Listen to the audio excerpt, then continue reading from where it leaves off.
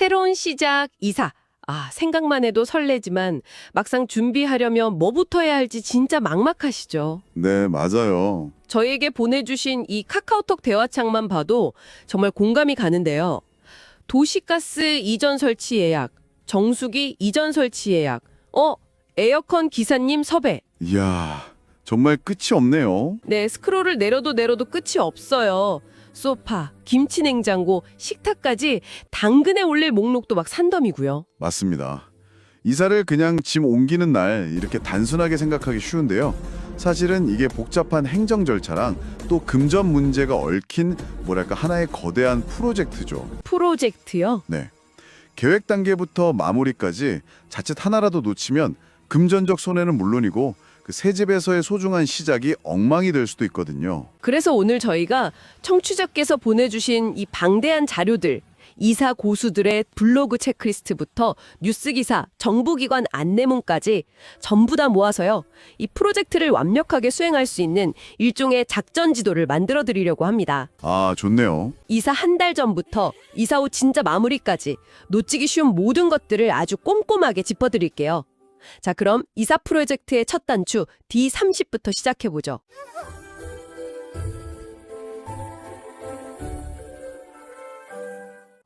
역시 가장 큰 관문은 이사업체 선정일 텐데요. 근데 이 이사 비용이라는 게 정말 고무줄 같아요. 도대체 이 비용은 어떻게 결정되는 건가요? 이사 비용을 결정하는 변수는 크게 7가지로 볼 수 있습니다. 7가지나요? 네. 첫째는 당연히 짐의 양이고요. 둘째는 서비스 범위.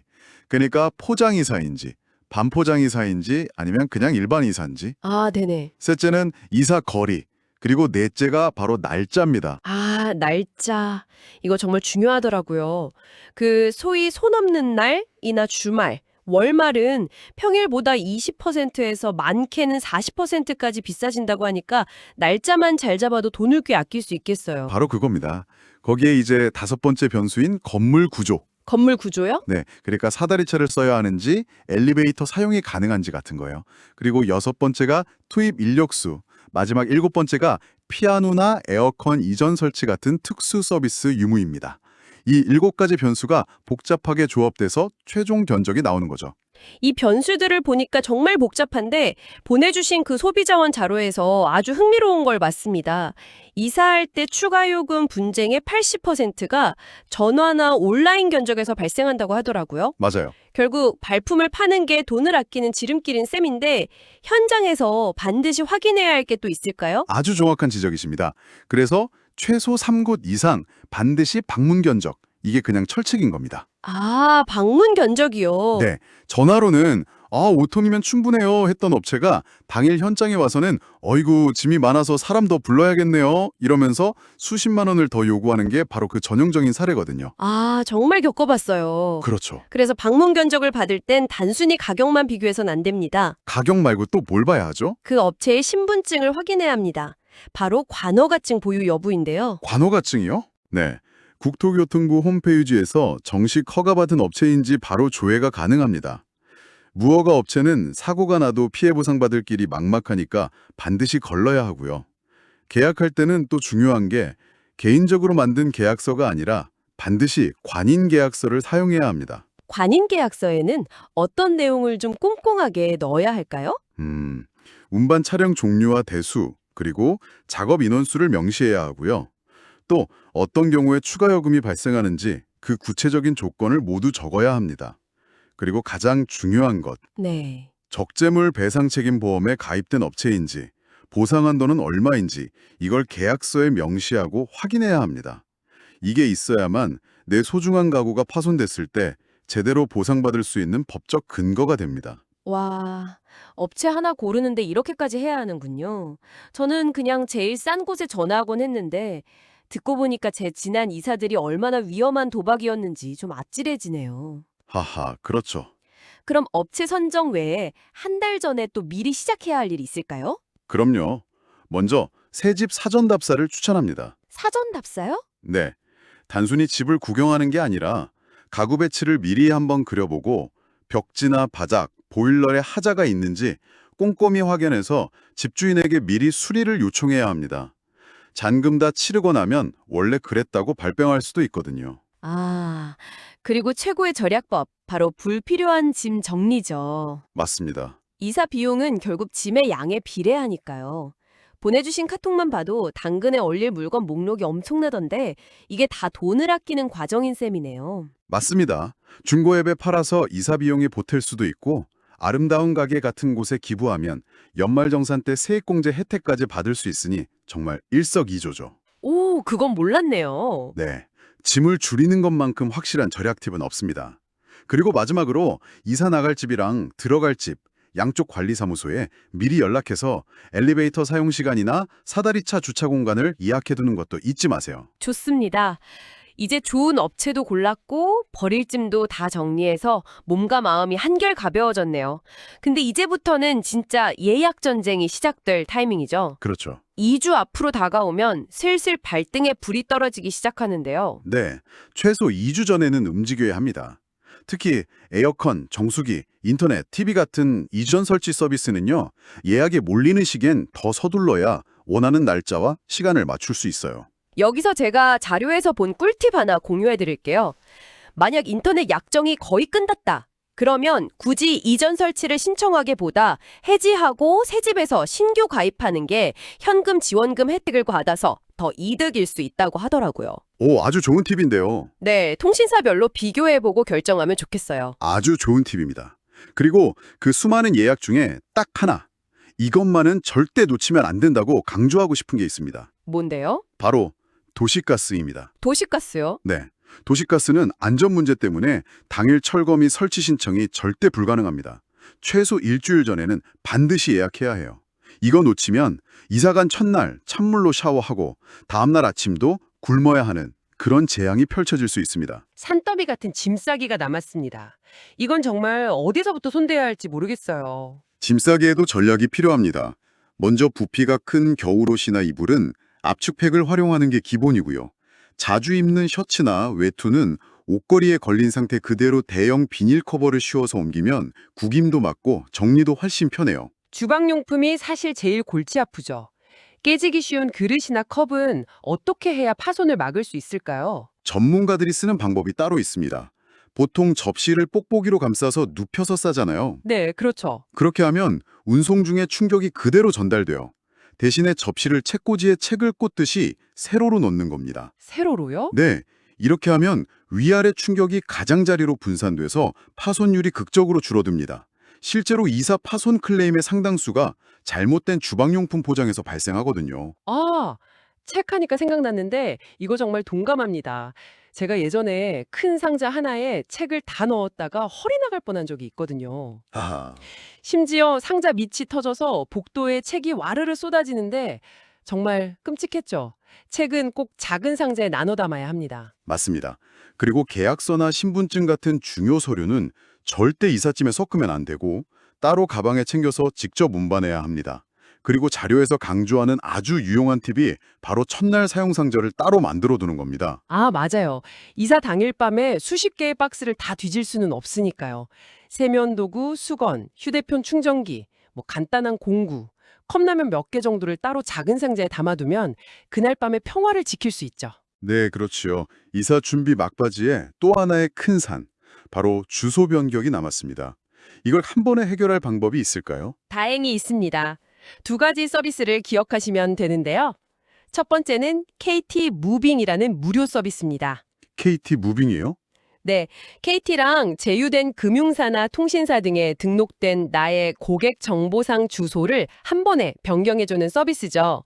근데 제휴되지 않은 곳에서 오는 우편물은 여전히 옛날 집으로 갈 수 있어요. 그래서 두 번째 서비스인 우체국 주거 이전 서비스가 필요한 겁니다. 아하. 이건 내 옛날 주소로 배달되는 모든 우편물을 종류 가리지 않고 3개월간 새 주소로 자동 전환해서 배송해주는 서비스입니다. 동일 권역 내 이사면 무료고 권역이 달라지면 약간의 비용이 발생하고요. 아, 그러니까 KT 무빙으로 내 정보를 업데이트해서 청구서를 막고 우체국 서비스로 혹시 모를 누락 우편물까지 막는 2종 안전장치를 해두는 거군요. 바로 그겁니다. 이 두 가지를 모두 신청하는 것이 가장 안전하고 확실한 방법입니다. 드디어 결전의 날, 이사 당일입니다. 정말 정신이 하나도 없을 텐데요. 이 혼돈 속에서도 절대 놓치지 말고 챙겨야 할 돈 관련된 부분이 있다면 뭘까요? 떠나는 집에서 받아올 돈을 확실히 챙겨야 합니다.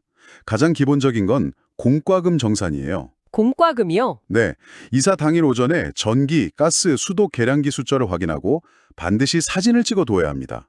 그리고 각 기관에 연락해서 이사 날짜까지의 요금을 정확히 정산하고 납부해야죠. 그런데 자료를 보니까 많은 세입자들이 존재조차 몰라서 놓치는 숨은 돈이 있더라고요.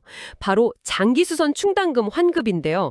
이거 액수가 꽤 크다고 들었어요. 네, 이건 정말 중요해서 별표 5개를 쳐야 합니다. 와, 장기 수선 충당금이란 아파트의 엘리베이터 교체나 외벽 도색 같은 대규모 수선을 위해서 매달 관리비에 포함해서 적립하는 돈입니다. 근데 법적으로 이 돈의 납부 의무자는 세입자가 아니라 집주인입니다. 아, 그래요? 네, 세입자는 그저 집주인을 대신해서 내고 있었을 뿐이죠. 그럼 이건 당연히 돌려받아야 할 내 돈이네요? 근데 막상 집주인에게 그 돈을 달라고 하면 그런 게 어딨냐며 발뺌하는 경우도 많을 것 같아요. 그렇죠. 그럴 때를 대비해서 세입자가 미리 준비해두면 좋을 결정적 한방 같은 게 있을까요? 물론입니다. 이사날 관리사무소에 가서 장기수선 충당금 납부 확인서를 발급받아서 집주인에게 보여주면서 청구하는 게 정석입니다. 납부 확인서요? 네, 보통은 보증금 돌려받을 때 함께 정산해주죠. 만약에 집주인이 거부한다면 공동주택관리법 제30조에 따라 지급 의무는 임대인에게 있으며 계약 종료일로부터 10년 내에 청구할 수 있는 법적 권리입니다. 라고 말하면 됩니다. 와, 법 조항까지. 네, 단 계약서에 장기수선 충당금은 임차인이 부담한다는 특약이 있으면 돌려받을 수 없으니까 계약 시에 꼼꼼히 확인해야 합니다. 정말 중요한 정보네요. 자, 이제 짐이 새 집으로 들어갑니다. 새로운 시작을 하는 새 집에서는 무엇을 가장 먼저 확인해야 할까요? 짐을 들이기 전에 그리고 잔금을 치르기 바로 직전에 해야 할 가장 중요한 절차가 있습니다. 바로 등기부 등본을 다시 한번 확인하는 겁니다. 아, 잔금 치르기 직전에요? 네, 내가 계약하던 시점과 잔금을 치르는 오늘 사이에 집주인이 몰래 새로운 대출, 즉 근저당을 설정하지는 않았는지 반드시 확인해야 합니다. 전세 사기를 예방하는 가장 기본적이면서도 핵심적인 절차죠. 정말 마지막 순간까지 긴장을 늦추면 안 되겠군요. 짐이 다 들어온 후에는요. 이사짐센터 직원분들이 계실 때 가구나 가전제품에 파손된 곳은 없는지, 없어진 물건은 없는지 꼼꼼하게 확인해야 합니다. 아, 직원분들 있을 때 바로요? 네, 바로요. 만약 문자라 발견되면 그 자리에서 바로 직원에게 알리고 피해 사실 확인서를 서면으로 받아둬야 합니다. 그리고 파손 부위는 반드시 사진으로 찍어서 증거를 남겨야 나중에 정식으로 피해 보상을 청구할 수 있습니다. 직원들이 떠나고 나면 책임을 증명하기가 매우 어려워져요. 이사가 끝나고 짐 정리가 어느 정도 마무리되면 이제 진짜 끝났다 싶을 텐데요. 하지만 아직 내 보증금을 지키기 위한 가장 중요한 행정 절차가 남았죠. 그렇습니다. 바로 전입신고와 확정일자를 받는 것입니다. 이건 정말 아무리 강조해도 지나치지 않습니다. 이 두 가지가 내 보증금을 지키는 방패와 VIP 티켓이 되어주거든요. 방패와 VIP 티켓이요. 아주 흥미로운 비유네요. 네, 전입신고를 하면 다음날 0시부터 대항력이라는 게 생깁니다. 이건 쉽게 말해서 세입자의 방패입니다. 방패요? 네, 내가 사는 동안 집주인이 바뀌는 등 외부 공격이 들어와도 계약 기간 동안은 절대 못 나간다고 막아주는 아주 강력한 방패죠. 그럼 확정일자는 VIP 티켓이라는 건가요? 맞습니다. 확정일자는 임대차 계약서에 법적인 효력을 부여하는 도장 같은 건데요. 이 확정일자가 전입신고라는 방패와 합쳐져야 비로소 우선 변제권이라는 VIP 티켓이 생깁니다. 아하. 만약 집이 경매에 넘어가는 최악의 상황에 닥쳐도 이 티켓이 있으면 다른 빚쟁이들을 제치고 내 보증금을 가장 먼저 받아올 수 있는 우선순위로 확보하는 거죠. 와, 방패와 VIP 티켓이라니 정말 귀에 쏙쏙 들어오네요.